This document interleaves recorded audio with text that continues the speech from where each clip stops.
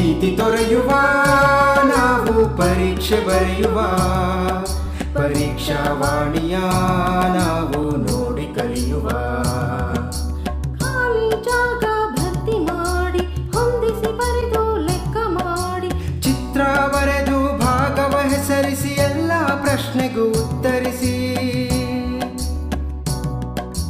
Pass fail ಗೆಲುವು ಸೋಲು ಜೀವನ ಎಲ್ಲಕ್ಕಿಂತ ಮಿಗಿಲು ಅಂಕಗಳೆಂದರೆ ಮೇಲಿನ ತೊಗಟೆ ವಿದ್ಯೆ ಅದರ ಒಳಗಿನ ತಿರುಳು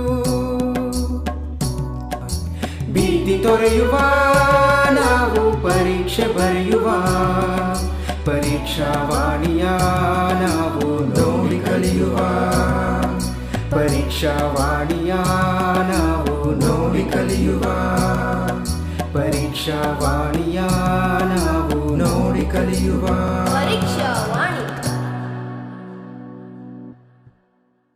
Today we are going to study the last 5 units in the first language English text. Prose lesson number 9, Consumerist Culture. Prose lesson number 10, The Poet, the Pie and the Tart. Poem number 8, Mending Wall. Poem number 9, Buto. And poem number 10, CLM. When we come to Consumerist Culture, it was written by Cherian Alexander, an associate professor of St. Joseph's College here in Bangalore, who talks about how people are in love with consumerism. You see, they keep on buying things, and this happens only because they keep on looking at advertisements, and they are driven with a sense of mania, mindlessly consuming things, looking at these things from the media, to such an extent that when the author went to a shopping mall, he saw this phrase, shop till you drop. See that phrase, shop till you drop. And he says, this is the way people are living today in the dawning years of the 21st century. Now look at that sentence, media driven mania of mindless consumption. Now, you see the word M in most of the words over there.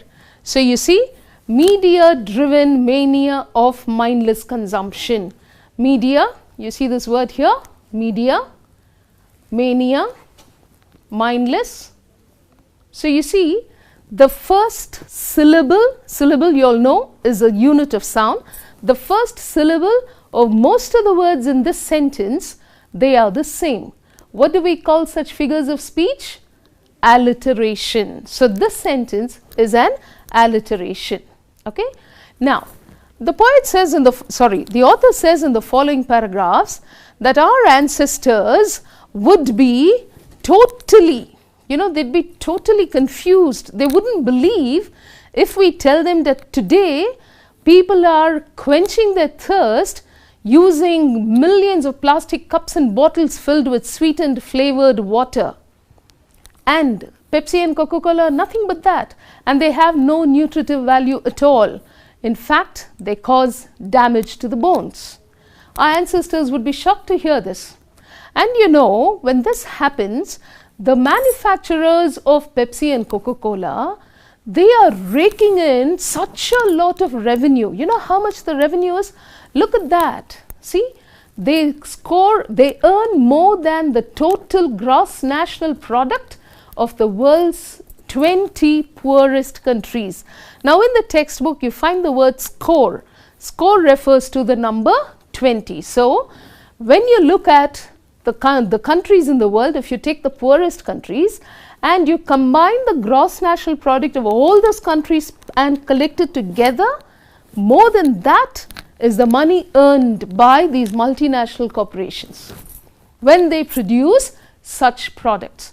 And it's not only with Pepsi and Coca-Cola, it's the same with, say, Kentucky Fried Chicken, and then alcohol, and all these, and cigarettes, fashion design, so on and so forth. Oh, the list goes on. So this is how people earn a lot of money. These multinational corporations do it. How do they do it? Look at that.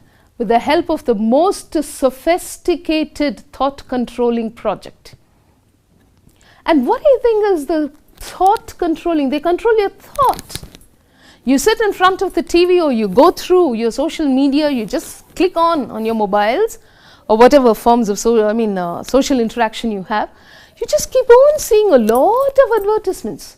Advertisements on this, on that, to such an extent that your thought gets controlled.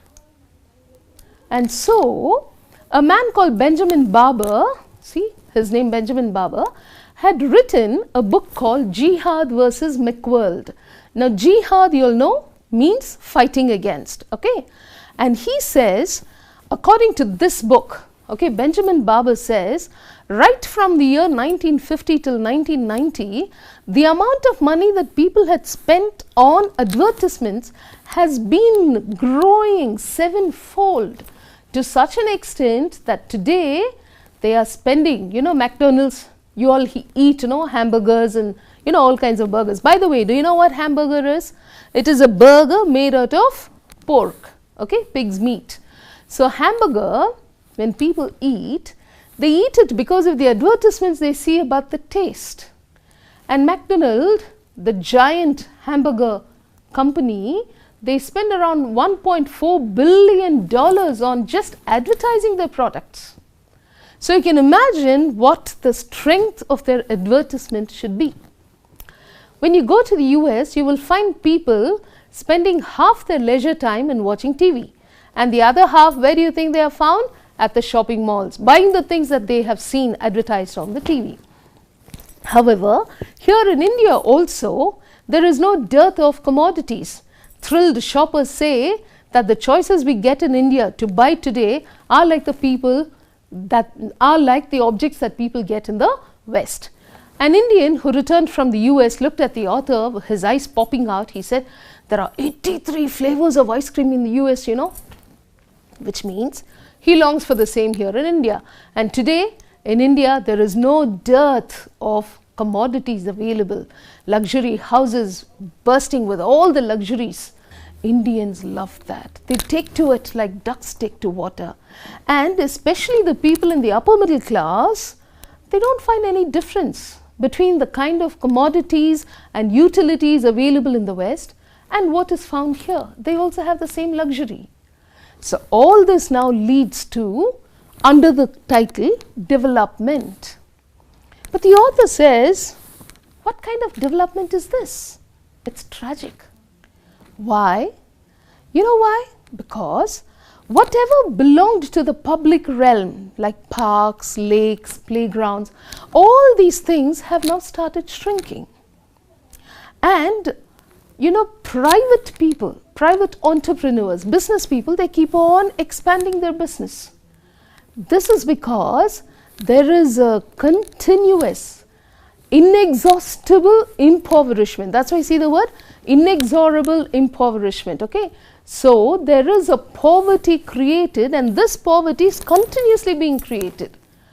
Poverty of what? Poverty of things that belong to the public realm, like the parks, playgrounds, lakes, and so on. Not only that, you have transportation, healthcare, library, education, all these things are being pushed to the private realm. The only reason is the government people, you know, the government itself at times pushes everything to the public realm. So, what do these public entrepreneurs do? They take up everything into their hands, and then it leads to free market economy. Now, what is free market economy? You see, when the supply, demand, the way things are created, manufactured, the cost that is placed on a particular object, nothing is being regularized by the government. It is all given in the hands of the private people. So, you know what the private people do? They set their own standards, their own quality, their own money, their own cost on that particular object. To such an extent, even in the remotest areas, you find even shampoo packets, you find them in the remotest areas, in the villages of our country. And so what happens, these people in the villages, though they live under the subsistence level, they become passive buyers, you know, they keep buying. Because they cannot do anything else but buy. When they see someone else buying the same thing, they want to buy. So what happens, they become more impoverished. And you see, in the market, you find everything available, sleek models of cars, you know, luxury resorts, everything you have. The only tragedy is our roads are not so good for our cars to move. But still, this is how private entrepreneurs exploit the gullible customers. Gullible because the customers believe that they are buying. Will get a bottle of Coke far easily than buttermilk or tender coconut. And therefore, do you know what the World Bank does? I'm sure all of you know what the World Bank is, IBRD. Okay, the World Bank, in order to reach every nook and corner of the world and to create free economy, they are doing everything in their power. You know, they advertise as much as possible. They give a lot of loans to the private entrepreneurs, private business people, take a lot of money. And those who advertise free marketing dream of a day when every household in India will have 2 cars in every garage. Travelers on the highway will be able to see huge lit up billboards of McDonald's and Pepsi everywhere. That is the day when we think we have become as developed as the developed countries.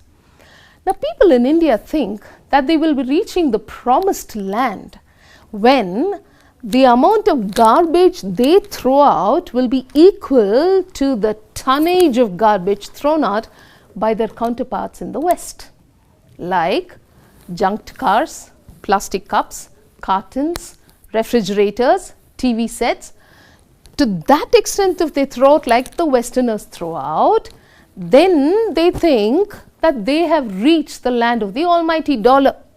They've reached the promised land. Now look at this word, this phrase, the promised land. Okay. Now do you know why the author has written it with a capital P and a capital L? Because he probably refers to the land of Canaan as mentioned in the Old Testament. In the Old Testament of the Bible, which refers to the period before the birth of Christ. In that, now that's a long story, I just want you to understand why it is called the promised land. In that part of the Bible, you come across a group of people called the Hebrews, people who live in Israel. Okay, they were treated as slaves by the Egyptians. The Pharaoh, that is the king of Egypt, and his people treated these Hebrews, that is the Israelites, as slaves for almost 400 years. So these people started praying to God, and God appointed a man called Moses to bring them out of the land of Egypt to the land of Canaan and promised that land to them. God promised and told them this will be a land where you find milk and honey flowing. You can go to that land, claim that land. So you can live happily in that land. And that is a land called Canaan, okay, according to that story. Now for us, we all believe that God has promised that we can go to the promised land, and for us we think the promised land is US. That is why we think we can, you know, reach the level of the almighty dollar. When can we reach the level of the almighty dollar? Now there are many countries which have dollar as their currency, like Canada and so on. So Singapore, Canada, Australia, they all have dollar as their currency. But we say almighty dollar because out of all these countries, the US dollar is the most valuable. So we think that we will reach that level if we can throw out such junk like refrigerators, junked cars, TV sets and so on. That is why we find lots of youth running to the US to get their MBA degrees. Therefore, the author says, to make, now we are all dreaming of making our country a model of development, okay. So to make this model, see the word paradigm, it's pronounced as paradigm, meaning model. To make this model of development a practical reality for India and China, the resources of one planet Earth will not suffice. We need the resources of 3 such planets. Only then we can reach, that is India and China, most populated countries in the world, can reach the level of the US. Therefore, when we try to think that development takes place through aggressive advertising, continuously advertising, making people think of nothing else but that particular project, you know, controlling their mind. That's why the author says in the early part of the lesson, thought controlling project, most sophisticated project. Okay. This limitless market expansion is dangerous. Keeps on expanding. People keep on consuming. That is dangerous. And the author says, this is the most suicidal enterprise the human race has ever embarked upon, ever undertaken. It is like a mass suicide when all of us go consuming, whether we need it or not, we feel like consuming it. Therefore, this happens only because we, the common man has given all autonomy, all power to the business people. So he says, the world is running like mad people towards consumerism. I want this, I want this, I want that, I want that. They keep on consuming. So people are almost becoming mad. So he says the only way to restore sanity, instead of becoming mad, to remain sane, local communities, cooperatives, civil societies, democratic governments, all these should take back the autonomy that we have given to the business people. We should understand that the business people are the ones who are trying to control our lives. You know what Gandhi said? Look at that. He said, the earth has everything for man's need, not for his greed. And Henry David Thoreau, a 19th century American philosopher, said, superfluous wealth can buy superfluities. Superfluity is what is more than necessary. If you have wealth more than what you need, you will go and consume things more than what you need. But to consume that which is needed by the soul, not even 1 rupee is needed, not even $1 is needed. See the last sentence there. Money is not required to buy even one necessity of the soul. Therefore, the author advises we should say enough and start looking at the commodities of the soul. Instead of buying things, buying utilities, buying services, we all go to luxury resorts, hill stations, we enjoy ourselves. Instead of doing these things, he says, let us concentrate on the commodities of the soul. What are the commodities of the soul? The arts, culture, community life for a meaningful existence. Let us go serve the community in some form or the other, whichever way we can. That will give meaning to our existence. Consuming things will not give meaning. Whether we consume objects, whether we consume utilities, services, whatever it is, that is not going to give meaning to our existence. Only then there will be something of value left behind. Otherwise, if we keep on consuming, nothing of value will be left behind on our beloved planet Earth. Therefore, the author says, instead of spending our wealth on superfluities, let us spend the same wealth in the acquisition or in the dispersing of arts, culture, community life, serving people and so on, so that our life will become very meaningful. This is the main summary of the lesson, children. I hope all of you have understood. Now, following this, you have a few important questions. I have taken down the questions from the previous year's question paper starting from the year 2017. Along with those questions, I have added a few more probable questions in each of these lessons. You can just have a look at these questions.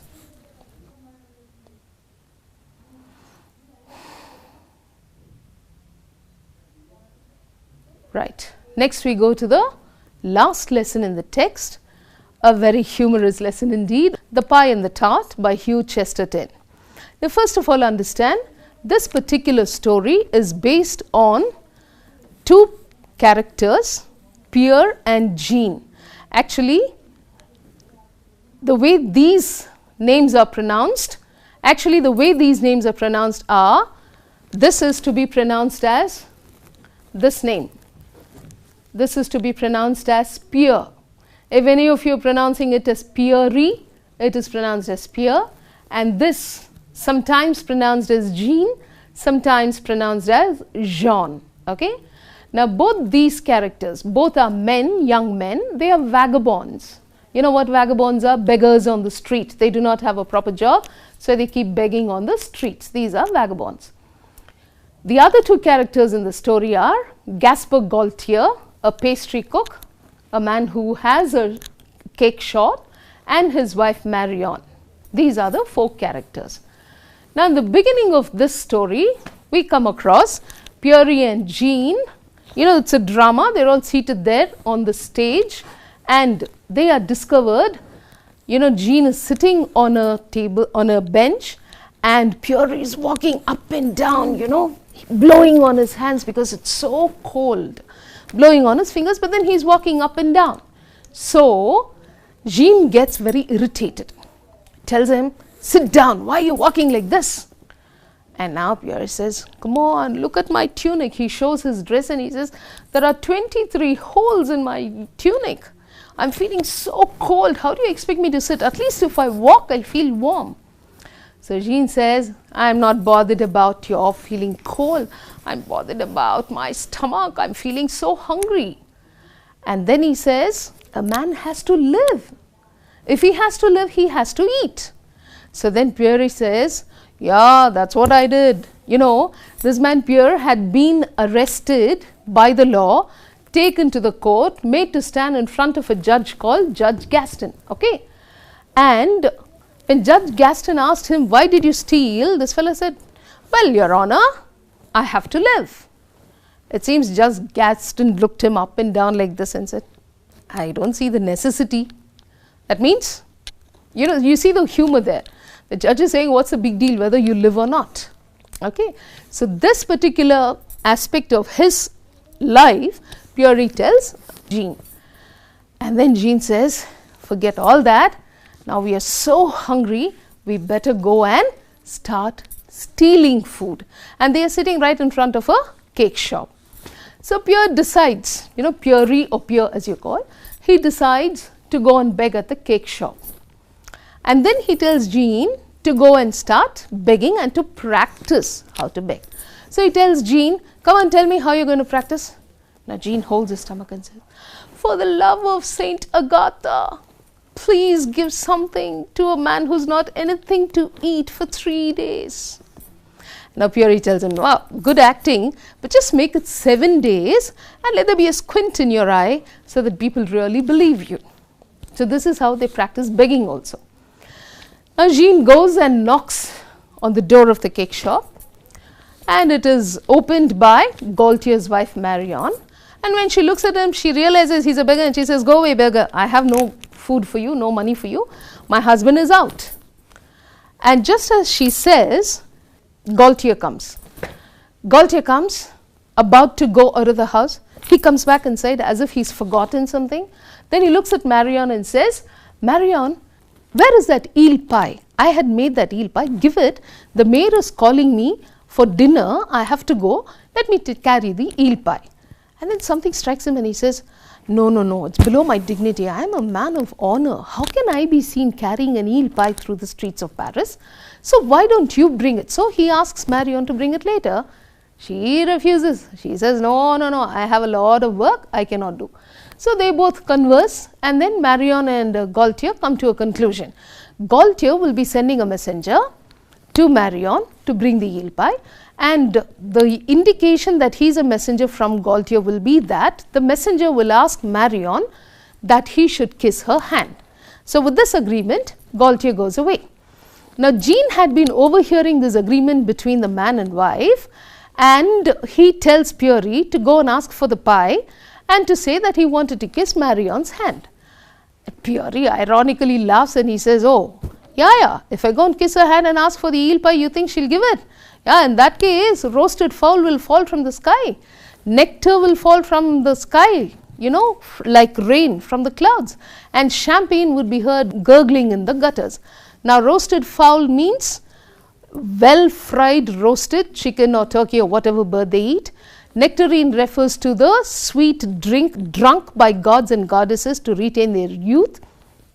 Champagne refers to the name of a very good tasting French wine.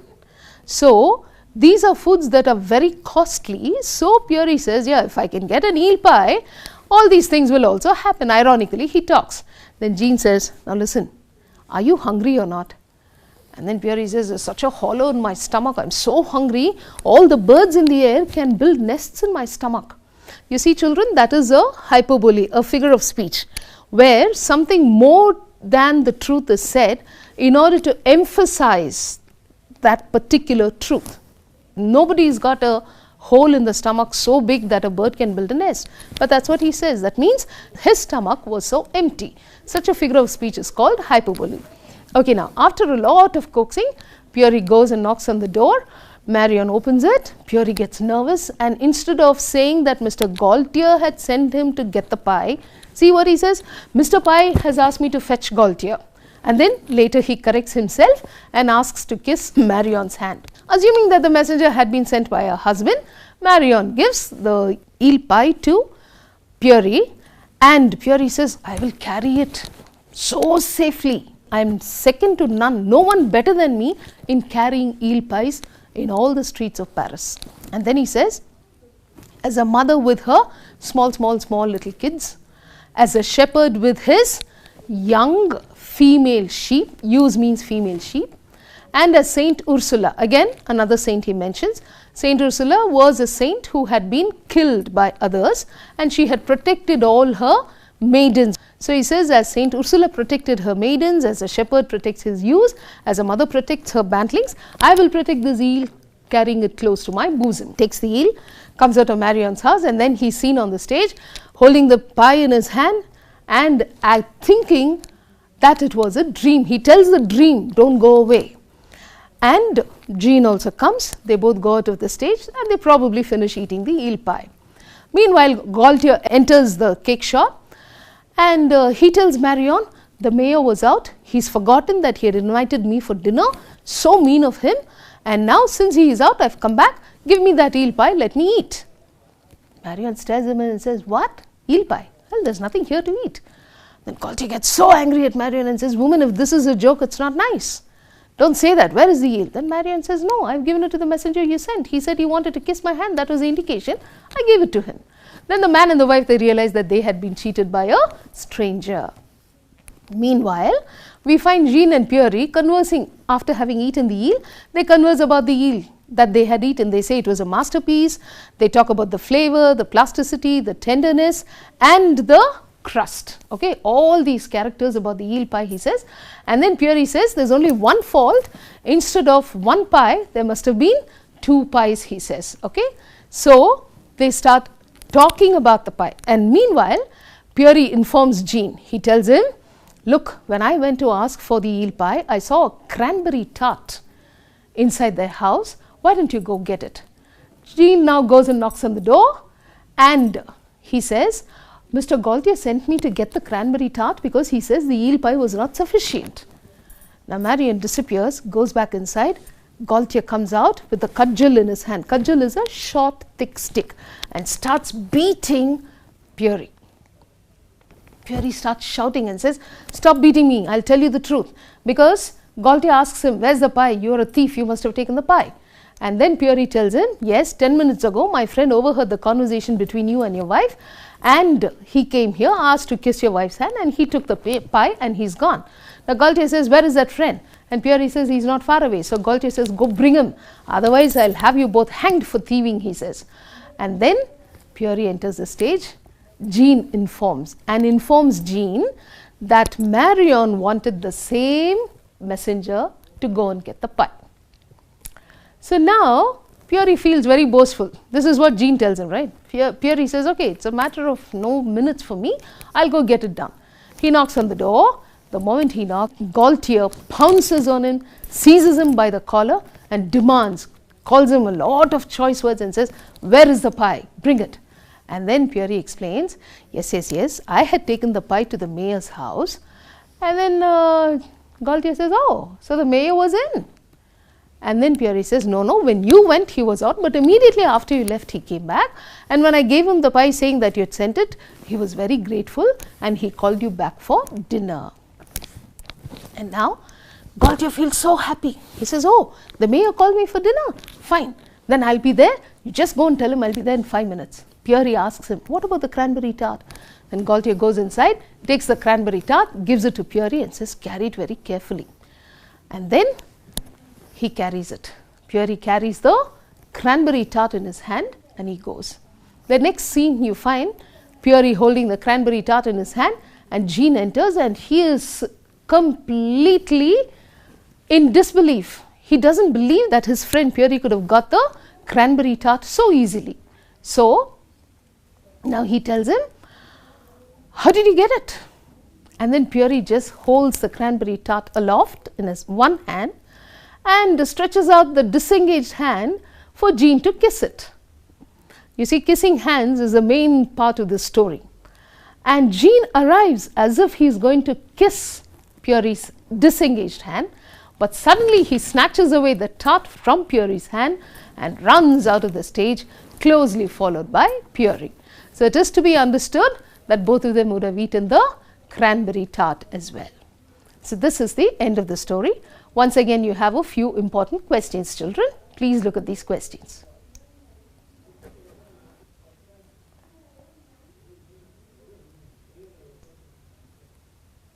Now children, let's go on to poem number 8, Mending Wall by Robert Frost. Now let's look at the important aspects of the poem. The narrator here says, because in one of the questions it is written, the one who is talking in the poem is not the poet. So let us take it as the narrator. The narrator says that there is something underground that does not love a wall. You know, frozen underground swells, spills the boulders in the sun, and the fallen boulders create such a huge gap that two people can go abreast at a time. And the narrator doesn't know why this happens. But he realizes that there's another reason for the gaps to appear. It is because of the hunters. These hunters, in order to bring the rabbits out of their hiding, and why do they want to do that? Because they want to please the yelping dogs. Dogs are yelping, you know, making a sound of dissatisfaction because they're not able to get the rabbits. In order to get the rabbits out of their hiding, the hunters create gaps in the wall. However, no one has seen or heard how the gaps are made, but during the springtime, these gaps are found there.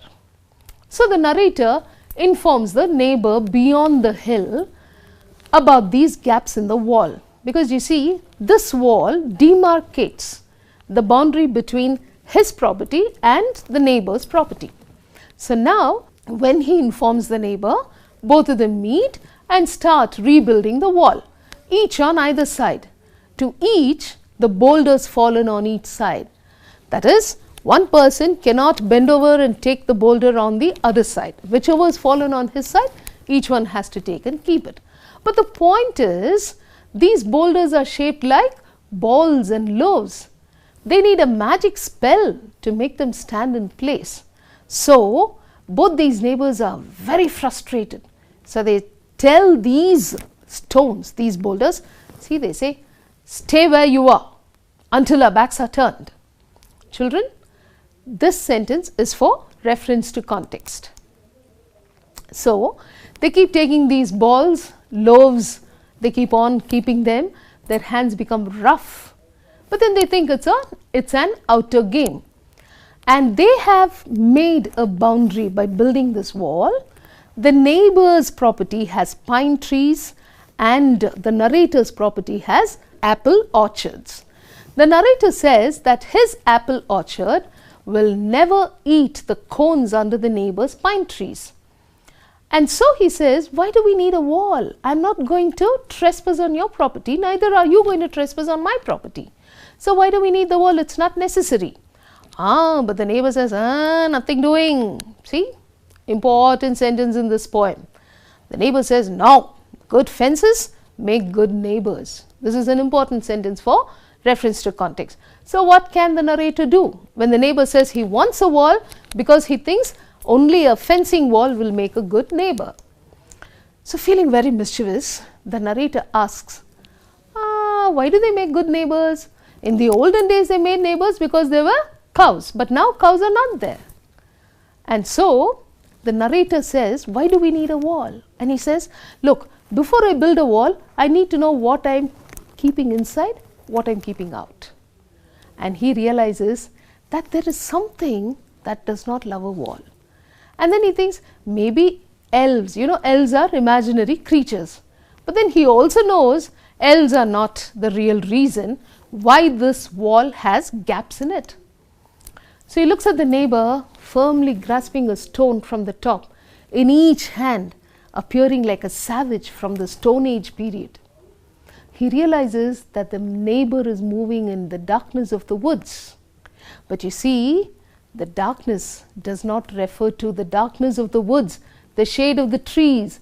It refers to the darkness in his heart, in his mind, where he thinks that it is necessary for a wall to be built in order to maintain neighborly relationships.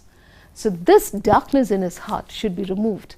So the poet says that the neighbor likes to pretend.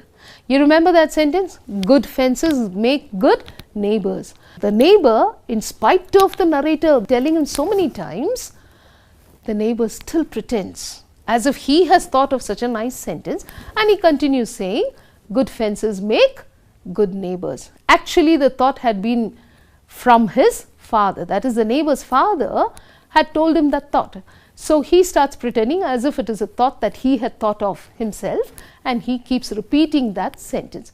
So what could the poor narrator do? He had to listen to what the neighbor said, and they had to build the wall. So they had to mend the wall in which there had been gaps. This is the summary of the poem, children. Now look at the questions.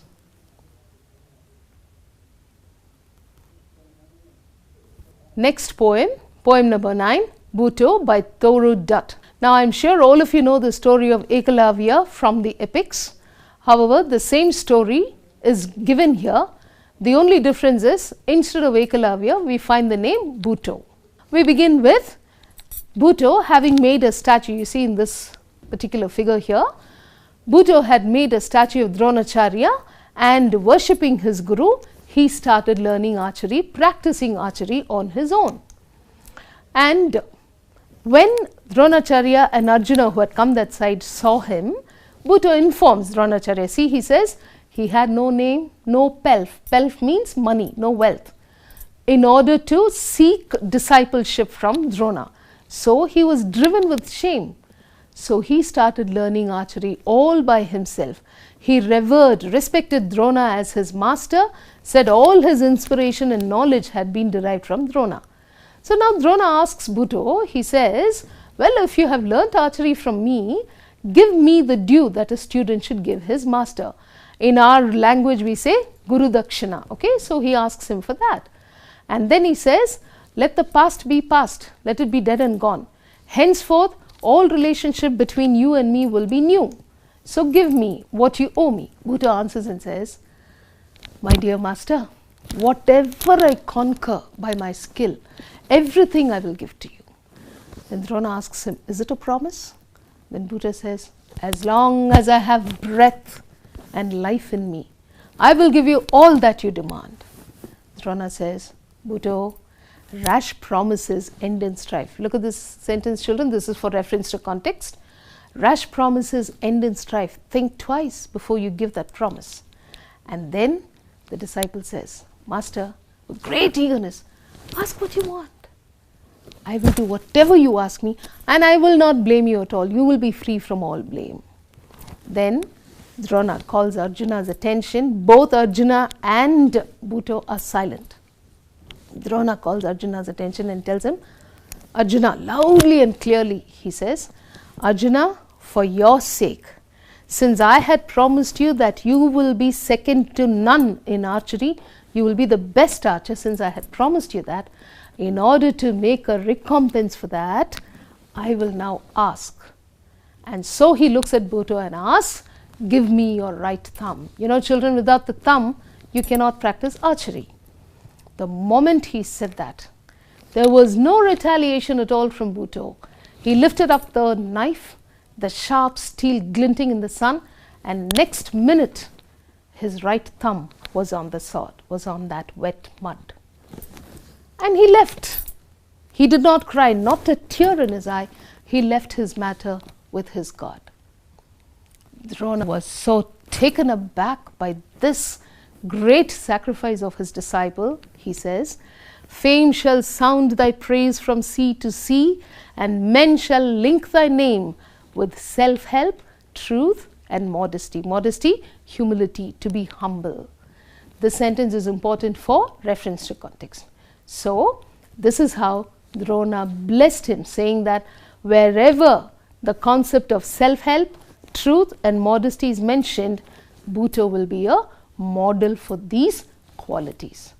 This is the summary of the poem, children. Now again we have some important questions.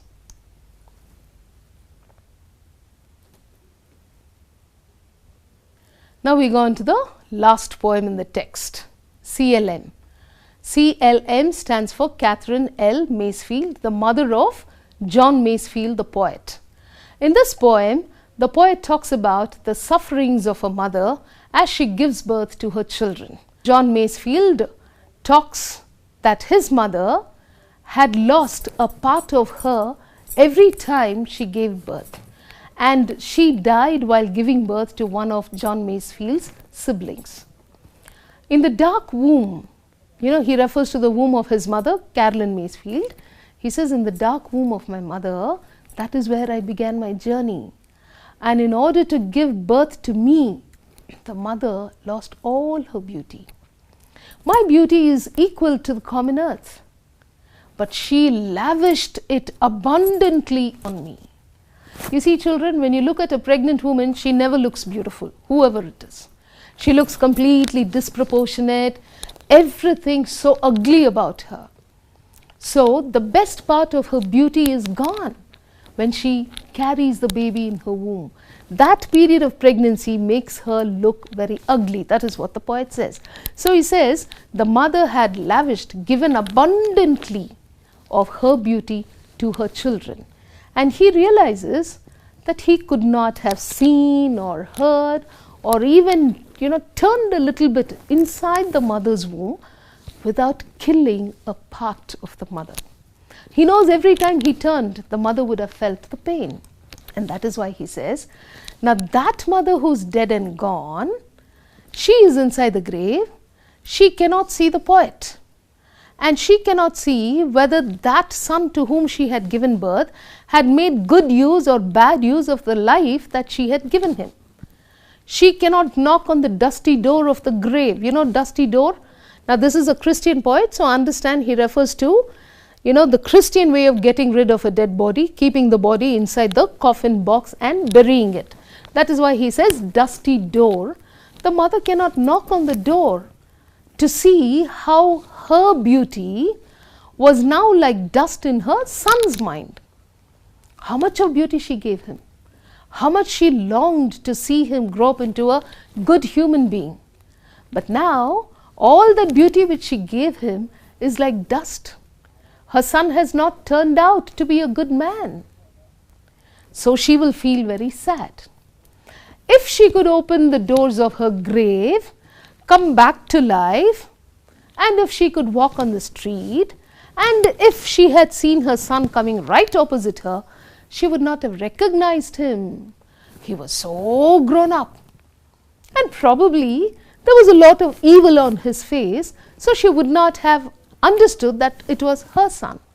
But maybe her soul would have perceived what she had done for him and now how he is.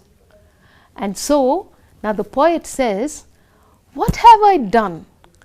I remember that I owe a debt to my mother and womankind, but what have I done to repay that gratitude? For all the pain she suffered during her pregnancy, the days of misery she spent during her pregnancy, nothing can repay. Nothing in the world can repay that misery and pain that a woman undergoes when she carries a child in her womb or when she delivers the child. And see what the poet is saying. When I was in the mother's womb, I was sucking her blood like a leech. I'm sure all of you know what a leech is. It's an insect that sucks blood. So he says, inside the womb, I was sucking all the food that she was eating, that was being converted into the blood that I was sucking from her. And though, he uses the word mouthless body. See this word here? He uses the word mouthless body. Actually, the fetus inside the womb, that is the baby inside the womb, it is not that it does not have a mouth. In that case, all of us will be born without a mouth. the baby has a mouth, but it sucks the blood. Before the releasing hell of birth is reached, before the baby comes out of the mother's womb, that is like a release for the mother when the baby comes out. And when it comes out, the pain that is caused is like hell. That is why he uses the word releasing hell of birth. Before the mother reaches the releasing hell of birth, when she releases the baby out of her body, what does the baby do? With its mouthless body, it sucks the blood of the mother. Now the poet wonders, what have I done to express my gratitude to my dear mother? Nothing. We men, he says, always gain victory over women because of their physical strength.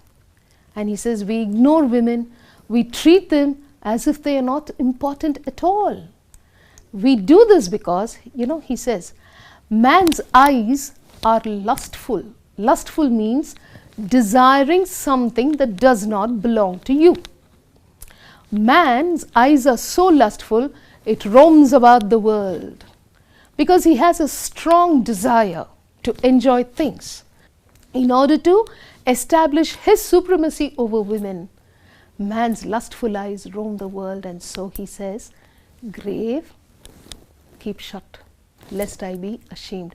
Do not open, do not let my mother come out and see what kind of a wretched man I am. My mother will be ashamed to see me, so do not let my mother see me, he says. This is the main summary of the poem, children. Now again, you have a few questions. So thank you all very much for your patient listening and wish you all the best for your board exams. God bless you.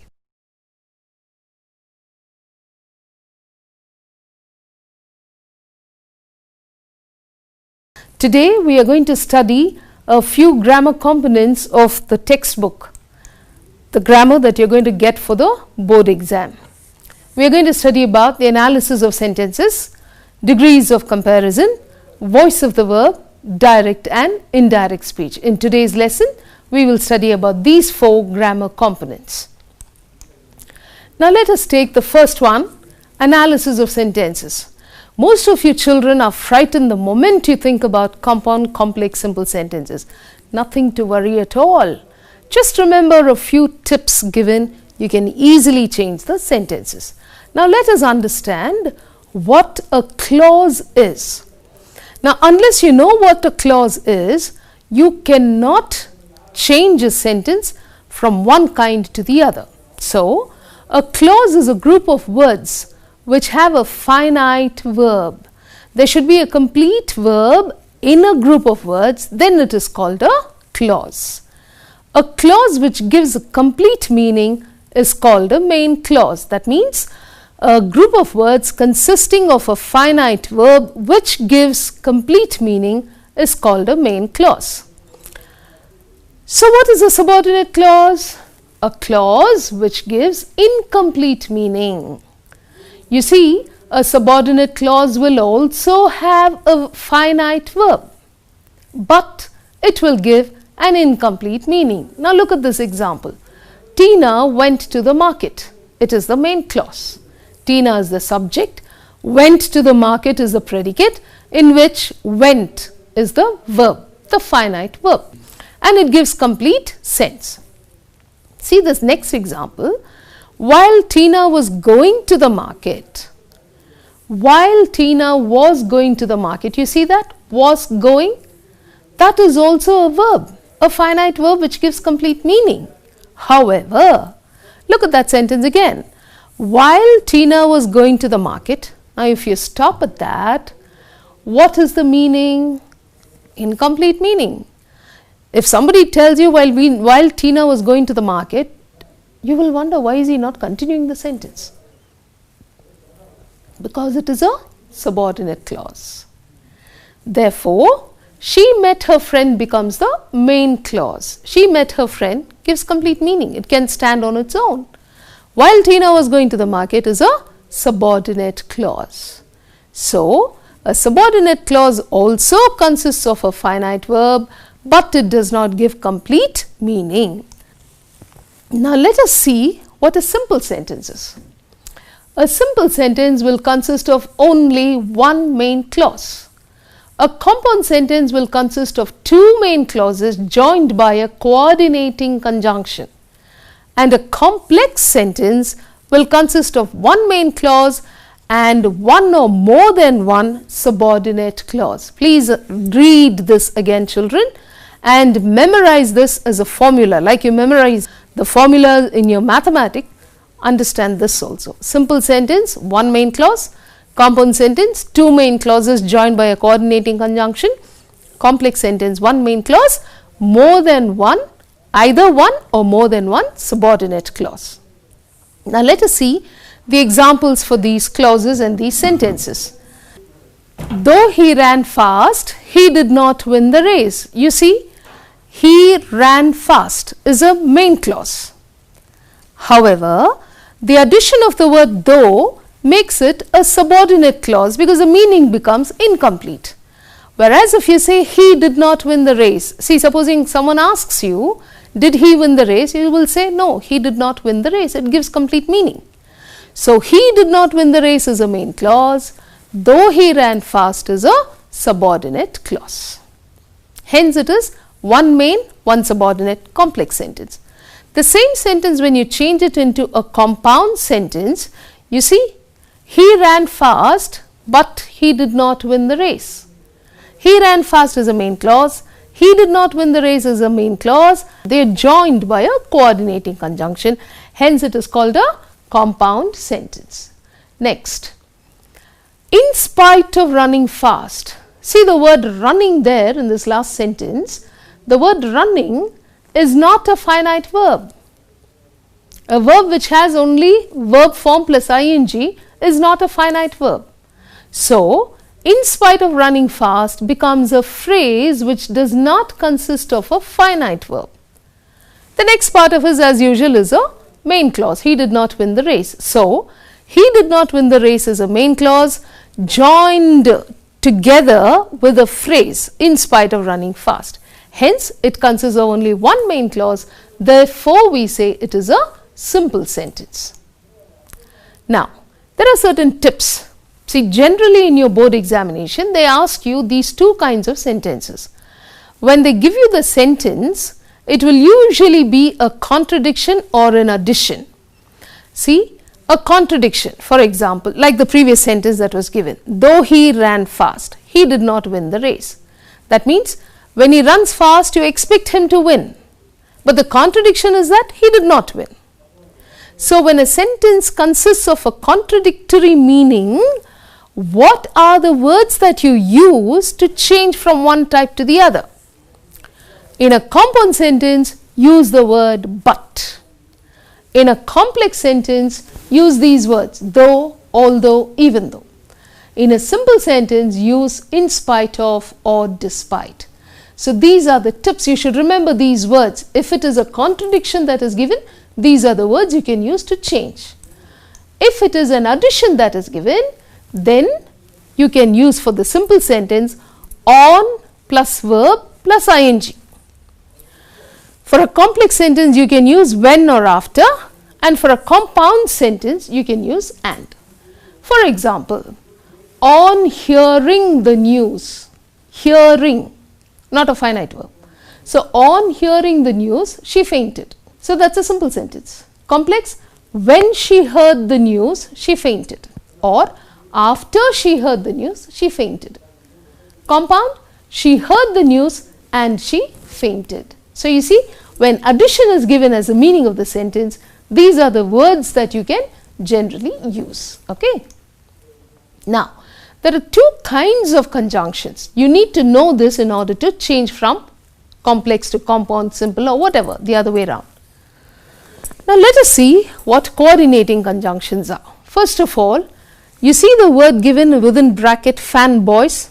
This is an acronym for coordinating conjunctions. See, for, F for, A you can write and, N for nor, B for but, or for O, yet for Y, and so for S, fanboys. These are the basic coordinating conjunctions. Now let's go on to the subordinating conjunctions. See these words: as if, till, until, though, even though, although, since, when, wherever, after, which, whichever, whoever. There are lots of words that you can use for subordinating conjunctions. Now the point is, how will you find out the difference between subordinating conjunctions and coordinating conjunctions? I'll give you a tip. You know what? A subordinating conjunction can occur in the middle of a sentence, or it can occur in the beginning of a sentence. Okay, it can occur in the beginning or in the middle. For example, she came to school though she was sick. Okay, the same thing, though she was sick, she came to school. So you see, the word though can be written in both the places. Whereas, take the word but. I've given you in the previous example, but should be used. Okay, for a compound sentence, can you say, but she was sick, she came to school? No. Where can you use the word but? Only in the middle. She was sick, but she came to school, or yet she came to school.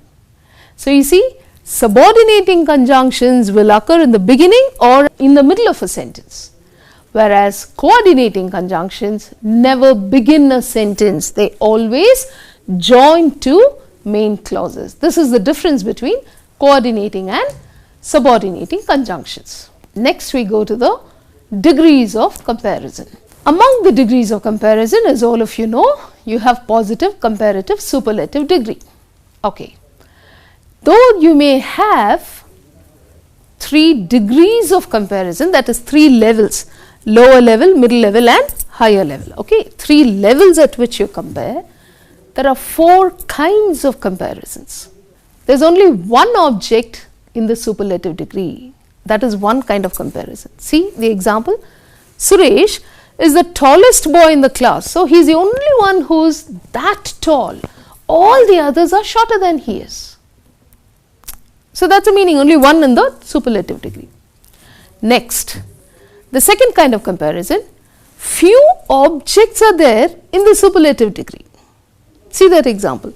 Suresh is one of the tallest boys in the class. That means there are a few more who are equally tall as he is.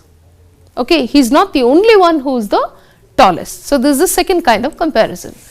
Third, one object is compared to only one more object at a different level. See that. Suresh is taller than Ankit. The fourth kind of comparison, one object compared to another object at the same level. See that sentence? Suresh is as tall as Ankit. Now, this is for your information, your knowledge. You should know that there are 4 kinds of comparisons. However, in the board exam, you will be asked to change from one degree of comparison to another degree of comparison. Okay. Now, at this point, I want to make it very clear to you. See the first point on the screen. One object compared to another object at a different level. Now, when you are given only 2 objects to compare, there is no superlative degree. Superlative degree comes into question only when there is one object and all other objects of the same type compared. Here, Suresh is taller than Ankit only. So, only Suresh and Ankit are compared. So, there is no superlative degree. Because if you say Suresh is the tallest, that means he is not taller than Ankit, he is the tallest in the class. No, but the sentence says he is taller only than Ankit, which means Prakash may be taller than Suresh. So, you see, you cannot get superlative degree if there are only 2 objects compared. Okay. Next. Now, let us see the structural formula. When a sentence is in the positive degree, you see, you have to use this kind of structure. You begin the sentence as plus positive degree word plus as. See the example. No other animal is as useful as. See this? As, okay, useful as. So what happens here? The structure is there for you to follow. Now see the structure for the comparative degree. In the comparative degree, you will begin the sentence and you will have the positive degree word plus er form of that word plus the word than. What do you mean by er form? You see, English is a very funny language where what applies to one rule will not be the same elsewhere. Okay? So like that, if you see, there are certain words which will have er added to it or est added to it to make it the comparative and superlative degree respectively. But there are certain words where the er form will be more, the est form will be most. Like this example, see, cow is more useful than. More useful is the comparative degree of the word useful. So you see, there are some certain words where er is not added. Okay. Next, we go to the next degree, superlative degree, in which you have the plus positive degree word plus est form. See that? The most useful. In this particular sentence, because useful is the adjective given, we do not use er or est. So we use more useful, most useful. So did you all understand this? Now let us see how these words end with er, est, more or most. There are certain rules to follow. You know what a syllable is? A syllable is a unit of sound. You know, when we speak, we combine sounds and make words. So every sound that we utter is called a syllable. Now there are certain words in the language which have only one syllable, certain words which have more than one syllable. The general rule is, if there is a word with a single syllable, it should end with er in the comparative degree, est in the superlative degree. Look at that example. Bright is the positive degree, brighter comparative degree, brightest superlative degree. However, as I said, there are exceptions to every rule, right? Now look at the exceptions. Sunny is a double syllabic word. There are two syllables there. Likewise, the word happy, two syllables. But you see, they end with er and est. Sunnier, sunniest. Happier, happiest. These are the exceptions. There are certain words which have exceptions. Now look at the polysyllabic words. Polysyllabic means words which have more than one syllable.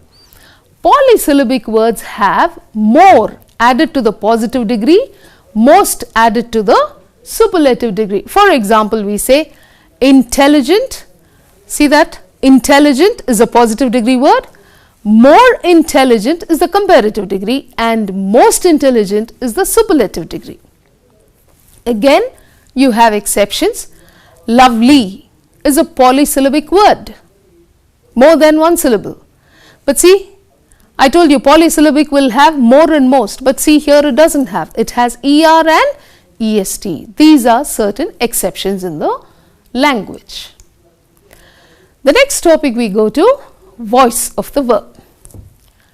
Now, before we begin to understand the voice of the verb, first of all, we need to understand the different parts of a sentence.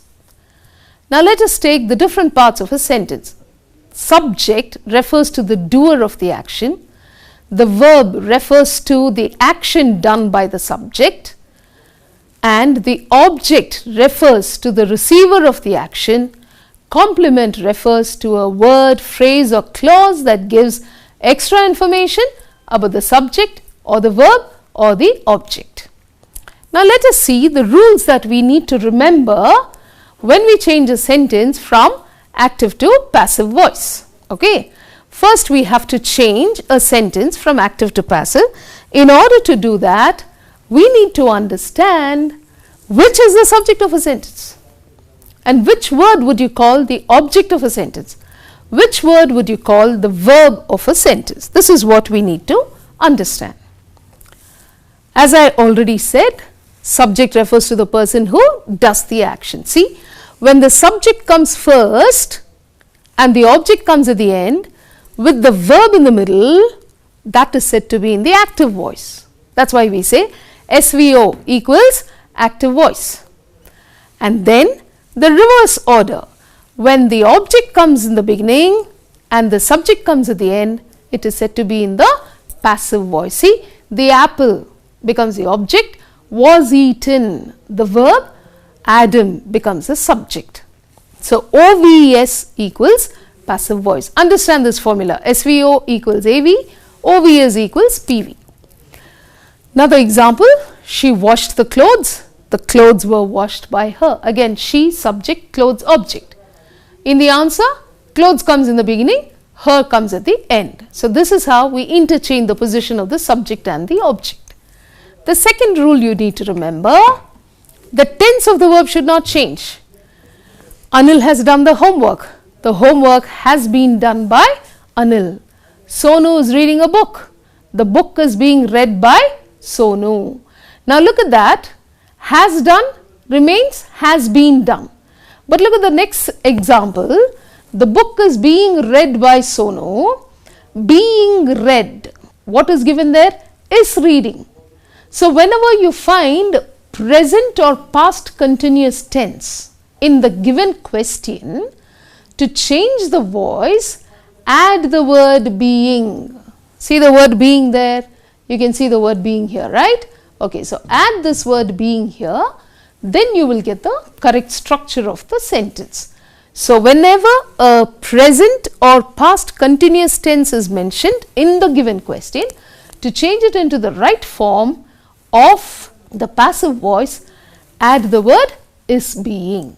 The third rule, the kind of sentence should not change. Now you know there are 4 kinds of sentences: assertive, imperative, interrogative and exclamatory. These sentences, the kind does not change. If it's an interrogative sentence, it remains interrogative. Look at that. Who taught you English? When you change it, by whom were you taught English? Interrogative sentence remains interrogative. See the next one, assertive. They took him to the park. He was taken to the park. Assertive. Both are assertive. So, kinds of sentences should not change. The next rule, whenever the subject or the object is missing in the given question, you have to insert the relevant subject or object. See the first example. This building was painted last year. This building is the object because action is being done on the building. Somebody is painting it. Okay. Was painted, verb. Last year, complement. Tells you when the action was done. So, what is missing here? Subject. Whereas, in order to change it, what do? We have to have the subject to get the active voice. So, we say, the painter painted this building last year. See the second example. They, subject, ate, verb, fast, complement. What is missing here? Object. So, how do you change it? You need the object to begin the sentence. So, introduce the relevant object. The food was eaten fast by them. So, the food becomes the object. You introduce the object. Next, we go to the next part of grammar, direct and indirect speech. There are certain rules to be followed when you change a sentence from direct to indirect speech. The first one, punctuation marks. Second one, reporting verbs. Third, tense forms of verbs. Fourth, personal pronoun. Fifth, adverbs, adjectives and verbs. Okay. Now, let's go on to the first one. Punctuation marks. How do punctuation marks change in a sentence when it is given in the direct speech? When you change it to an indirect speech, how does it change? See the rule. Remove all punctuation marks except the full stop. So, Ravi says, he's saying, I am hungry. Look at the punctuation marks removed in the answer. Comma is gone. Inverted commas are also gone. So, Ravi said that he was hungry. Next, reporting verbs will change. Now, you might wonder, what are reporting verbs? I'll tell you. See, in a sentence in the direct speech, you'll find a verb outside the inverted commas and a verb inside the inverted commas. The verb inside the inverted commas refers to the words that were spoken by the speaker. However, the verb that is seen outside the inverted commas, now it can be either in the beginning or at the ending. Okay. So, the verb that is seen outside the inverted commas refers to the body language of the speaker. Let us imagine a classroom situation in which you probably, let's say your chemistry teacher is busy teaching you and there's a girl sitting in the last bench reading a book and laughing. You know, maybe some joke in the book, she's laughing and she's caught by the teacher. Teacher gets very angry and she says, "Get out of the class." The girl refuses to go initially and then the teacher says, "Will you go or shall I go?" Now you're all common with all this, right? All these things happen in the classroom. So the teacher says, "Get out of the class." And the girl goes, she stands outside. And let's imagine the vice principal is on her rounds and she looks at the girl standing outside the class and crying. She enters the class and she asks one of you, "Why is that girl standing outside and crying?" What are you going to say? Teacher ordered her to go out. Teacher is not saying, you might say, you know, since we are not speakers, native speakers of English, we will say, teacher said that she should go out or teacher told her to go out. But teacher didn't tell her. What is teacher doing? Commanding. She is ordering the girl to go out of the class. So, we use these reporting verbs, you know, we change these reporting verbs depending on the body language of the speaker. Somebody comes and begs you for money, he's not going to say, "Give me the money." He's going to say, "Please give me some money." When you report his sentence to another person, you have to say, "The beggar pleaded, requested." Okay. So, these are the words, that's how we change the reporting verb depending on the body language of the speaker. Now, there are 4 kinds of sentences again, as I said. Let us see how the reporting verbs will change. See, the reporting verbs will change depending upon the kind of sentence that is found inside the inverted commas. So, let us see how these reporting verbs change. If it is an assertive sentence, in the direct speech said will be given. Indirect speech you can change it to told, informed, instructed, advised, announced, declared. All these words can be used. Imperative, ordered, requested, basically these 2. And you can add a few more if you want. Interrogative, asked, questioned. Exclamatory, exclaimed, observed. So, this is how you use the reporting verb to change into indirect speech. Next, we look at the tense forms of verbs, how they change from direct to indirect speech. These are the changes to be made. All verbs in the present tense will change to the corresponding past tense. See the example. Tanu said, "I am writing a letter." Tanu said that she was writing. See, am is changed to was. But the continuous tense remains. Am writing, was writing. The classification remains the same. Second sentence. Rupa says, "I have read this book." Rupa said that she had read. See, have is changed to had. Perfect tense. Present perfect is changed to past perfect. Next, there are certain exceptions to this rule. We cannot say all the time present tense will change to past tense. The present tense remains in the present. It does not change to the past on 2 occasions. What are they? Look at that. When the sentence refers to a universal truth, the tense remains in the present. It does not change to the past tense. See the example. Imagine a small child goes back home in the evening and tells the mom, Mama, my teacher taught me today that the sun rose in the west." Will that be correct? No. If she says that, that means only till today the sun has risen in the west, tomorrow it's going to rise in the east. Sorry, it rose in the east, tomorrow it's going to rise in the west. No, that is wrong. So, you have to accept the universal truth as it is. When you use a universal truth, the present tense remains in the present tense. Let's see the next exception. When the sentence refers to a habitual action, the tense remains in the present. It does not change to the past tense. Habitual action, what happens on a daily basis? See, John said, "Mr. Peter goes for a walk every morning." John said that Mr. Peter Went for a walk, if you say, that means till today he went, tomorrow onwards he is not going to go. No, that becomes wrong. Because he has been going every day, tomorrow also he is going to go, in the future also he is going to go. The habitual action will refer only to the present tense. So, did you all understand? This is how the tense forms get changed. Now, let us go to the next one, personal pronouns. You see, personal pronouns will change depending upon the context of the sentence. Example, I said to my son, I want some water to drink. I told my son that I wanted some water to drink. You see that I remains I. Some people think first person will change to third person. No, it does not. Second, see, Mahesh said to his son, I want you to bring that book here. When he says you, he is referring to his son. You is the second person. But see how it changes. Mahesh told his son that he wanted. I changes to he. Okay? He wanted him, or you can say his son. He wanted him. So, you changes to him or his son to bring that book there. So, you see, like this we can give a lot of examples for the way in which personal pronouns change. They change depending upon the context of the given sentence.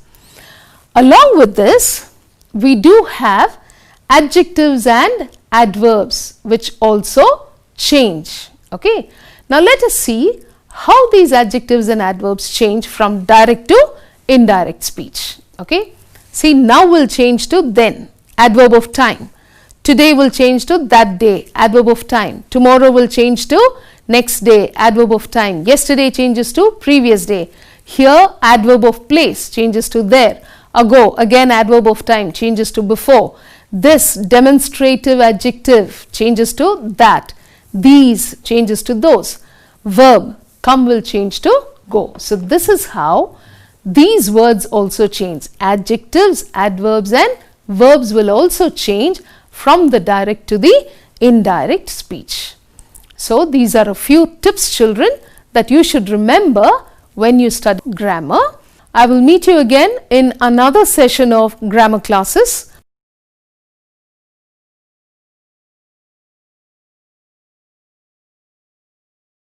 Children, in the previous grammar class, we studied about compound, complex, simple sentences, voice of the verb, and direct, indirect speech, and active and passive voice.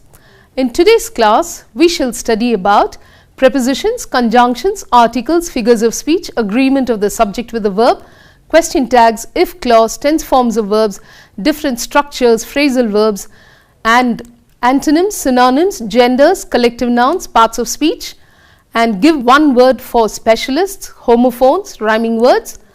And in composition and comprehension, we shall study about letter writing, essay writing, and comprehension passage. Now, let's get on to the first of these.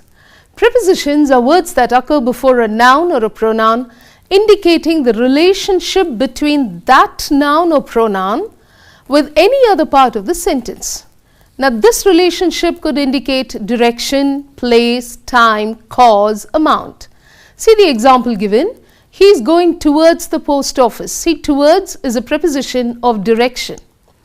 Rani met her friend at the bookstore, talks about the place. Please be here by 10 o'clock, at 10 o'clock, talks about the time. It is because of or due to this reason that I did not speak, shows the cause. What is the cost of this article? The word of, a preposition, talks about the amount. Next, we go on to conjunctions. Conjunctions are words that join two words or two sentences or two clauses in a sentence. Now, in the previous class, I have given you a detailed instruction regarding coordinating conjunctions and subordinating conjunctions. So, you can go through that and find out which are the coordinating conjunctions, which are the subordinating conjunctions. Now, conjunctions, as far as the board exam is concerned, two of the topics that they can give you is addition, where you will have to write the coordinating conjunction, and or they will give you contradictions, where you will have to write the coordinating conjunction but. So, these are the coordinating and subordinating conjunctions you will have to learn about. See the structure of the sentence given in the examination, try to join them with the help of either the coordinating or the subordinating conjunctions. Next we go to articles. Now I am sure you all have studied about articles. There are two articles, a or an and the. Now the is an article that is used to refer to specific or particular nouns. The usage of articles depends on the pronunciation of the word that follows the article. Now a and an refer not to particular but to general nouns. Therefore they are called indefinite articles. Now you all know articles are used. How are they used?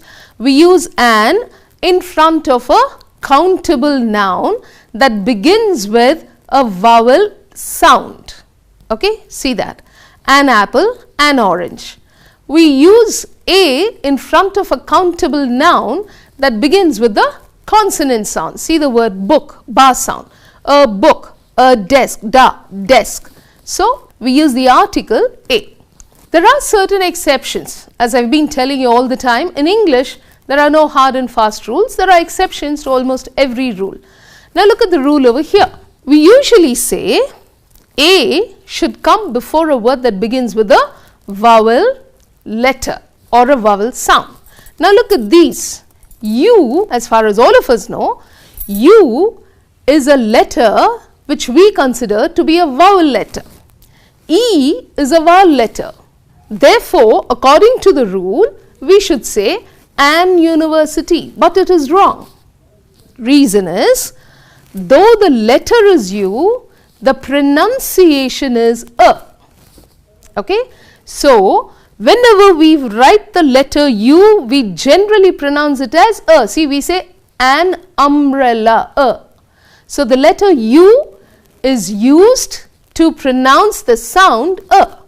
Whereas in this word, you see, it is used to pronounce the sound U. Therefore, it is considered to be a consonant sound. Likewise, the word European, we don't say European. Do we say that? No, we say European. So again, it is a consonant sound U. Uniform. So you see, or even one-eyed monster, wa, W sound. So you see, all these words, though they begin with a vowel letter, they have a consonant pronunciation. Hence, we use a in front of these words. Now look at the next exception. An R, an honorable man, an honorarium, an H. Now look at that. You'll know very easily, you will find out that we have to say an R because H is silent. Honorable, again H is silent. Honorarium, H is silent. But look at the last one. You know, in your textbook you have that sentence at the end of the first lesson. His name begins with dash H. I'm sure most of you write A-H. No, it is not A, it has to be an. The reason is that letter that you find within the inverted commas is not pronounced as H, which is what most of us do. The correct pronunciation of that letter is H, A-I-T-C-H. If you write, what do you get? That is the pronunciation of this letter. So it is a vowel sound. Hence we have to say H, an H. There is an H missing in this word. That is how we have to talk. However, we don't say H all the time. Supposing the word is house, then it is a consonant sound. We say ha. Therefore, we say a house. But when it comes to the letter, we pronounce it as an H. Alright children, I hope you understand these exceptions. So be careful when you write the word in the examination. Remember, in order to be able to answer correctly, you should know the pronunciation correctly. Next we go to figures of speech. Now figures of speech refer to the indirect way of speaking the language using different linguistic devices in order to make the language more interesting to the listener. I'm sure all of us love others to laugh at what we say. If we crack a joke, others laugh, we feel happy, right? So if we talk in an indirect way, making others feel more attracted towards us, we feel happy. That is why it is said that when we use such devices, we say they are giving a figure to the speech. Speech means language. Now there are different figures of speech. Let us learn 5 of them which are meant for your board examination. The first one, a simile. A simile is an indirect comparison in which you find words such as like and as. It is an expanded metaphor. In a simile you will find 2 objects compared with one another. Okay? A common quality will be mentioned between these 2 objects. Look at that sentence. He is as proud as a peacock. The word he refers to a boy, peacock refers to that bird. Both of them have a common quality, and what is that quality? Pride. Okay? So we say he is as proud as a peacock. See, you find those words as, proud as a peacock. The next one, she sings as melodiously as a nightingale. As melodiously as, or we can say she sings like a nightingale. So such figures of speech where you find 2 objects compared with a common quality mentioned, we call them simile. The next figure of speech, metaphor. Metaphor is a direct comparison. It is a shortened simile. It looks as if one object is substituted for the other object. Now look at the same sentence I have changed into a metaphor. He is a proud peacock. We don't say he is as proud as a peacock. When you say he is a proud peacock, it means he is as proud as a peacock, but then you are substituting him in place of the peacock. Look at the next one. She is the nightingale of the school. Nightingale is a bird that sings beautifully. She is a girl in the school. Now she is substituted for the nightingale. Likewise, the third one, I am sure all of you have heard the sentence, the camel is the ship of the desert. Camel is different, desert is different. But you see what we do? We combine both together and we substitute one object for the other. This is called metaphor. The next one, it is personification. As the word signifies, person. Person means human being, something that is alive. There are certain things which are dead, which we say has done the work of living objects. Such a figure of speech is called a personification. See, it is a figure of speech in which an inanimate means lifeless, object is said to do the work of an animate, living object. See that sentence? Walls have ears. Yes, you talk a secret to someone and that secret gets spread everywhere else and you are targeted later and then you wonder, whom did I tell this to? And then the other person who comes and targets you tells you, oh well, you think people don't talk? Walls also have ears. So you see, walls actually don't have ears, but we say walls have ears. We are giving life to the wall. Next one, death's cold fingers wrapped around him. Death is something that is abstract, something we don't know, not tangible. And we say cold fingers wrapped. Okay, fingers of a person can wrap something. But here we are saying that death is a person. Morning lies in the arms of the dawn. Okay, dawn is compared to be the arms of a person. So, such figures of speeches are said to be personification.